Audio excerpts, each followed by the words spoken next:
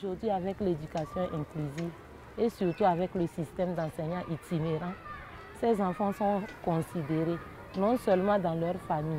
Les parents arrivent à croire en eux, à se dire qu'ils peuvent eux aussi faire quelque chose. Et puis, le fait de les amener à l'école ordinaire, ça amène un certain brassage entre eux et les enfants dits normaux. Les enfants apprennent des autres et ça fait qu'ils se sentent valorisés, ils sont inclus. On parle en langue kabyère. Au milieu, c'est la région centrale. La région centrale. La région des plateaux. On parle également c'est le Ifè qu'on parle. D'accord? Donc, on voit que dans tout le Togo, il y a de Sékassé jusqu'à Lomé, il y a beaucoup d'ethnies.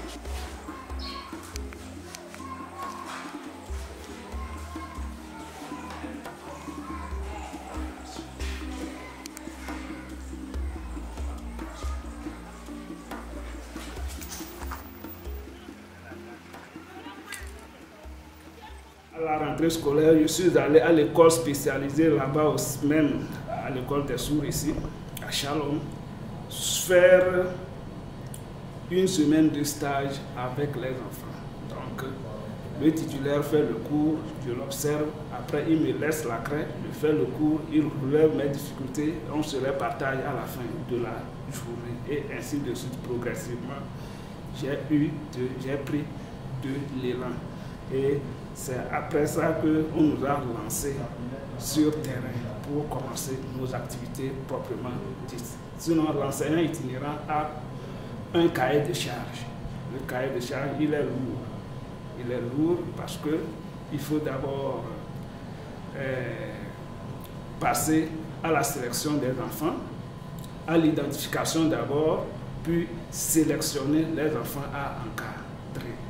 Et afin de pouvoir faire leur programmation hebdomadaire que nous soumettons à notre hiérarchie, que nous appelons dans notre jargon le point focal. Le point focal qui n'est autre qu'un conseiller ou une conseillère pédagogique. À quoi consiste une école pilote? Nous regroupons les enfants d'un même secteur dans une école du centre. Donc, au lieu que chaque enfant soit dans son milieu pour fréquenter et que l'enseignant itinérant aille d'une école à une autre, nous avons plutôt émis l'idée de les concentrer et ainsi, s'ils sont 4, 5, 6 dans un même établissement, l'enseignant itinérant pourra passer plus de temps avec eux.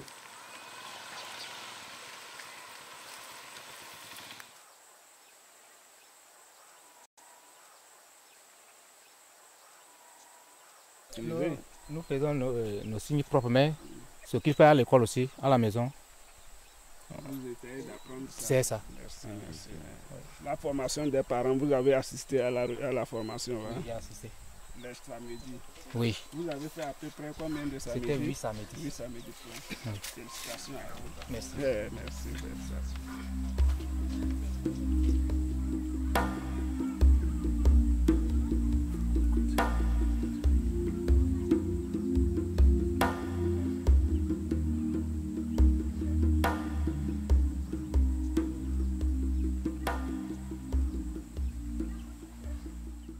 Le fait que les enseignants itinérants interviennent dans les classes, ils vont au-delà de l'accompagnement des enfants handicapés qu'ils ont dans la classe en appuyant d'autres enfants avec des difficultés mais qui n'ont pas nécessairement de handicap. Et donc, il devient un deuxième enseignant dans une classe où il intervient en appuyant l'enseignant titulaire.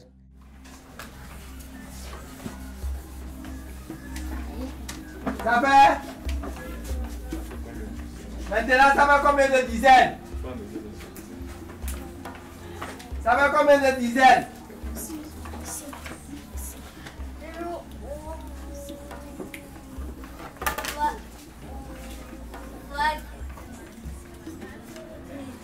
Ça fait 3 dizaines. C'est bien. Écrivez 3 dizaines là sur vos ardoises. 3 dizaines. Il y a une plus-value à l'endroit de tous les enfants de la même classe. 16 écoles pilotes dans lesquelles nous avons essayé d'orienter beaucoup plus les enfants avec déficience, permettant ainsi à ces 2 enseignants itinérants de mieux se planifier et de passer plus de temps dans les écoles. Et nous allons évaluer à la fin de cette année cette expérience, mais d'ores et déjà nous savons que c'est plus riche d'avoir des écoles pilotes concentrées dans lesquelles il y a plus d'enfants handicapés que d'avoir les enfants handicapés dans toutes les écoles parsemées et finalement de faire perdre plus de temps aux enseignants itinérants à faire les tours dans les écoles. Et donc ensemble, dans les objectifs que nous fixons avec le parent, nous arrivons peu à peu à détacher le parent de cet enfant, à rassurer l'enfant avec ses pairs et à rendre plus autonome cet enfant.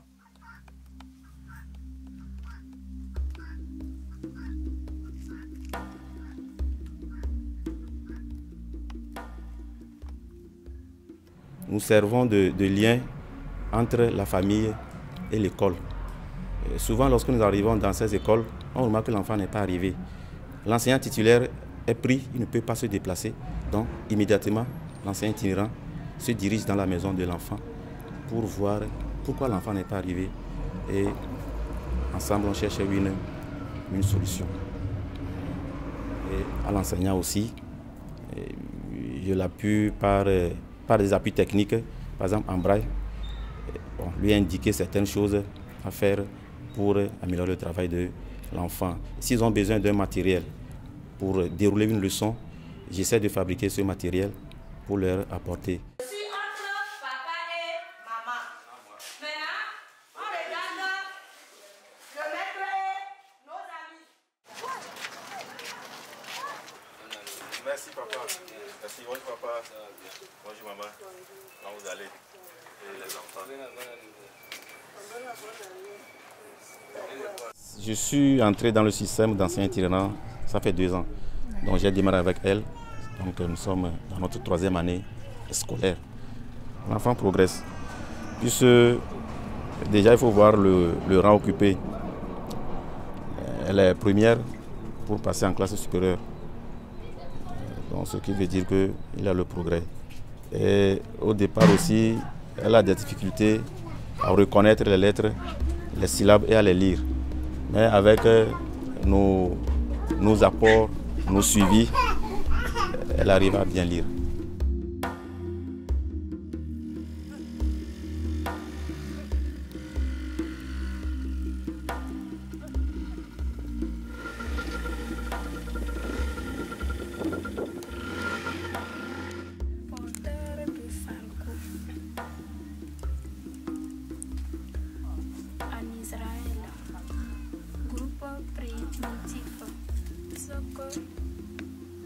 Je prophète Élie, tu es là.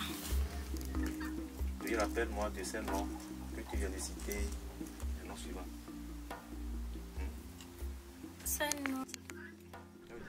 Les parents n'avaient pas voulu accepter. Ils se disent que l'état de l'enfant ne peut pas lui permettre de fréquenter. Donc ils étaient un peu réticents, ils n'avaient pas accepté.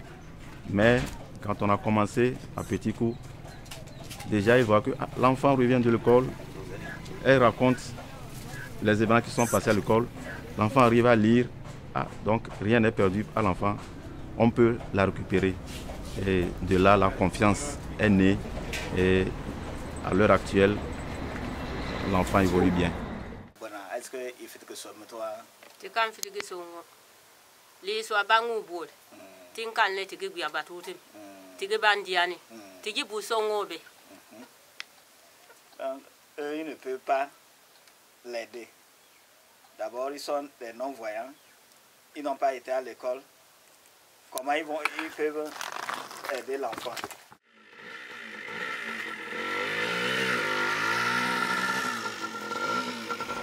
Il va sans dire que l'apport de l'enseignante itinérante n'est pas négligeable. Puisque nous-mêmes, on ne connaissait pas la langue des signes. Juste après la formation, Ça s'oublie, ce n'est pas quelque chose qu'on peut lire et garder dans la tête. Il faut échanger. Elle aide enseignant, en expliquant aussi aux enfants, puisque ce n'est pas facile d'apprendre la langue des signes et en même temps de l'appliquer pour comprendre les leçons. Dans la classe, les enfants, même entendant, ont envie de signer. Ils aiment les enfants, là, ils causent, ils parlent. Il n'y a pas une différence. Tu rentres, ils travaillent, tu ne vas même pas. Il serait un peu difficile de voir tel est sourd ou pas. Il y a une inclusion, même au sein de l'école même. Ça fait 6. Nous allons continuer. 2. Oui. Très bien. Fais comme ça. 20. 100, oui. 9, 100. Merci. Et ce système, c'est un système riche d'enseignement et nous sollicitons vraiment l'appui des plus hautes autorités du pays pour la reconnaissance du statut des enseignants itinérants. Parce que jusqu'alors, la reconnaissance du statut des enseignants itinérants, ce n'est pas reconnu officiellement. Donc, il y a de quoi par rapport à leur travail. Nous sollicitons alors les autorités du ministère en charge de l'éducation de penser au statut des enseignants itinérants. Pour question de pérennité, la direction régionale de l'éducation alors a affecté ces enseignants qui sont de l'État, c'est des fonctionnaires de l'État. Ils sont recrutés par l'État et ils ont été aussi formés sur plusieurs thématiques, en l'occurrence sur l'éducation inclusive, la langue des signes, sur la déficience visuelle, sur la déficience intellectuelle. Donc, ils ont eu plusieurs formations.